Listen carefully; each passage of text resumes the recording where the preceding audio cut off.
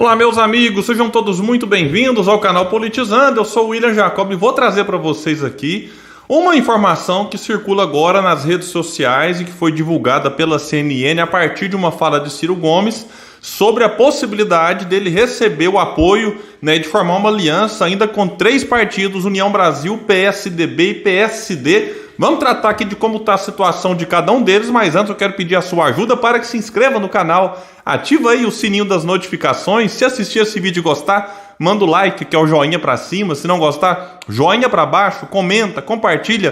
Tudo isso é muito importante, mas muito mesmo, para que o nosso trabalho continue crescendo, chegando mais longe e em mais pessoas. Pessoal, então é o seguinte, no dia 20, o dia da convenção que aprovou o Ciro como candidato do PDT à presidência da República, ele disse em entrevista o seguinte: nós temos a conversa em aberto com a União Brasil, que tem pré-candidato nesse momento, e em aberto com o PSD. Delegamos a Nacional a faculdade da busca pelo entendimento. Eu cheguei a mostrar para vocês que durante a fala do Ciro, lá no discurso histórico, ele disse até com um sorrisinho ali no rosto, como alguém que sabe de coisas que já estão avançadas, que ele deseja que essa pessoa, o seu vice, seja então uma mulher. Fiz algumas reflexões sobre isso. E vai dizer que é uma matéria que o Ciro admite, porém que as negociações pela construção da coligação esbarram no calendário apertado, uma vez que os partidos têm até 15 de agosto para registro das candidaturas. Abre aspas para o Ciro. Luciano Bivar, que é o pré-candidato da União Brasil, disse o Ciro, é um amigo. Eles pedem que a gente não feche a chapa agora, porque ainda estão em tratativas, mas impossível só a reversão da morte. É delicado, mas vai acontecer muita coisa ainda. Então aqui uma fala agora mais direcionada à possibilidade da União Brasil apoiar Ciro Gomes. Eu já falei várias vezes aqui de nomes da União Brasil que tem defendido há bastante tempo uma aproximação e um apoio a Ciro Gomes, inclusive no primeiro turno. Como, por exemplo, para citar aqui dois casos. Regufe, que é senador do Distrito Federal, tem também ali o Elmar Nascimento, que é deputado federal da Bahia, e vários outros nomes têm muita simpatia, pela figura, pela história, pelo nome também de Ciro Gomes, que disse algo mais ali nesse dia da convenção sobre o cálculo de votos. Disse ele então, em torno de 30% do eleitorado não quer Lula nem Bolsonaro. Só que dos votos de Lula, 15% correspondem ao voto burguês, da classe alta, que votará no Lula para derrotar Bolsonaro. Outros 9% votam em Bolsonaro para que o PT não volte. Então, esse é o cálculo que fazemos. E aqui faz muito sentido, de fato, muitas pesquisas têm mostrado isso, de que o motivo para votar no Lula é derrotar Bolsonaro e o motivo para votar no Bolsonaro é derrotar o Lula. Então, de fato, existe uma parcela que está com os dois porque rejeita o outro nome, e essa parcela, eu vivo falando isso aqui, está só observando a famosa barragem lá que o Ciro falou. Está só observando se um nome vai conseguir crescer, passar a confiança de que pode quebrar a polarização, e esse nome, passando essa confiança, vai herdar votos de quem está nesse momento indeciso, dizendo que pode anular votos, votando no outro candidato que está ali com 3, 4%, como é o caso da Simone Tebet e do Janones, que podem ver o seu percentual minguar ainda mais, e eleitores deles irem para esse terceiro nome, essa alternativa pelo tal do voto útil, assim como eleitores que estão com Lula ou Bolsonaro migrarem para esse terceiro nome. Isso aconteceu várias vezes ao longo da história, tanto em eleição presidencial. O Aécio Neves, em 2014, por exemplo, pegou a onda e foi para o segundo turno, sendo derrotado lá por pouco pela Dilma Rousseff, mas faltando aí 15 dias para as eleições, o Aécio, ninguém dava nada de que ele iria para o segundo turno, só que ele conseguiu ali um movimento muito forte que o levou para o segundo turno. E em 2018, vários outros candidatos, alguns que nem terceiro estavam, como é o caso do Zema, aqui em Minas Gerais, que foi crescendo, chegou na época da campanha ali em torno de 9%, 10%, e na reta final conseguiu surpreender e chegar no segundo turno, e por pouco, no caso do Zema aqui em Minas. Eu falo aqui porque eu sou de Uberlândia.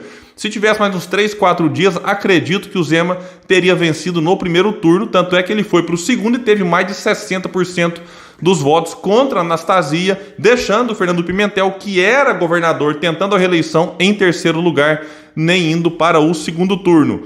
E aqui então o Ciro avalia, vai dizer a matéria, ainda que apesar da polarização do eleitorado entre Bolsonaro e Lula, que concentra a maioria dos votos, o cenário eleitoral atual é mais favorável a ele do que em 2018, quando também concorreu ao Palácio do Planalto.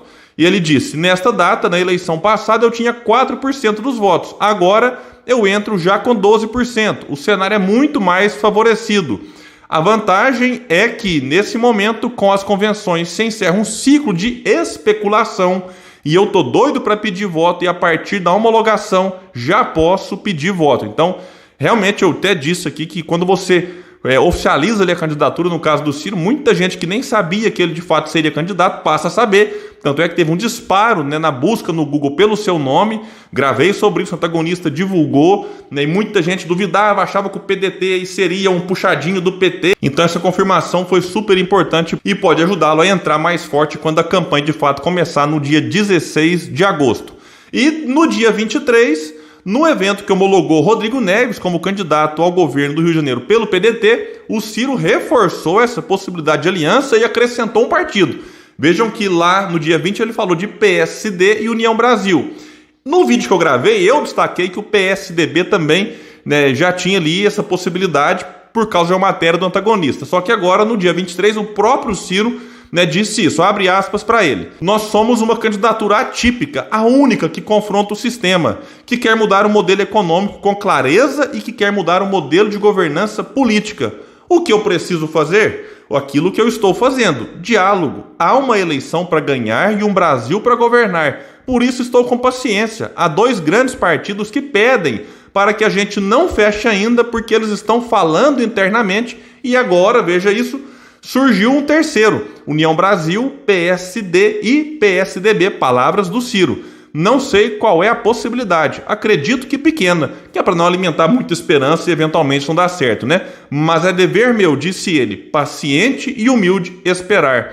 Fez essa declaração, então, o que foi noticiado aí pela CNN. E vamos falar aqui um pouco da situação desses três partidos. União Brasil, como eu falei, tem Luciano Bivar como pré-candidato à presidência da República, ele que não pontua, na maioria das pesquisas aparece ali com 0, alguma coisa, mas o partido dele tem muito dinheiro, é o maior partido do Brasil hoje em termos de tempo de televisão e fundo eleitoral. O PSD não tem candidato, teve até alguns meses atrás Rodrigo Pacheco, mas, enfim, desistiu da candidatura, mas o PSD também tem aí, né, um importante tempo de televisão.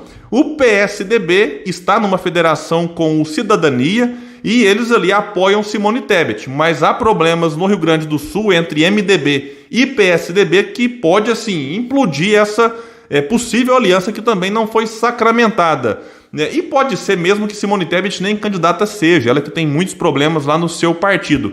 E o Ciro Gomes recebeu um apoio importantíssimo que vem de um dos fundadores do PSDB, que é o Marcos Pestana, que é inclusive o pré-candidato do PSDB ao governo de Minas Gerais. Ele declarou apoio ao Ciro e disse que pessoalmente quer ajudar a unificar outras forças em torno do nome de Ciro Gomes. E o próprio Pestana fez questão de destacar que quer aproximar Ciro da União Brasil. E a favor desse possível acordo, nós temos o quê? Em alguns estados existe ainda alguma indefinição, e aí o apoio do PDT a algum candidato poderia ser importante até para tempo de televisão para esse candidato, né, nesses estados em que isso seria possível. E uma flexibilidade. Não acredito que o Ciro faria uma exigência de que para ter essa aliança todos os candidatos em todos os estados teriam que apoiá-lo. Então acredito que se esse apoio nacional existir, poderia ter ali uma cláusula liberando naqueles estados em que já existe uma situação definida e que candidatos ao governo ou ao Senado já estão alinhados com outro candidato à presidência. Então,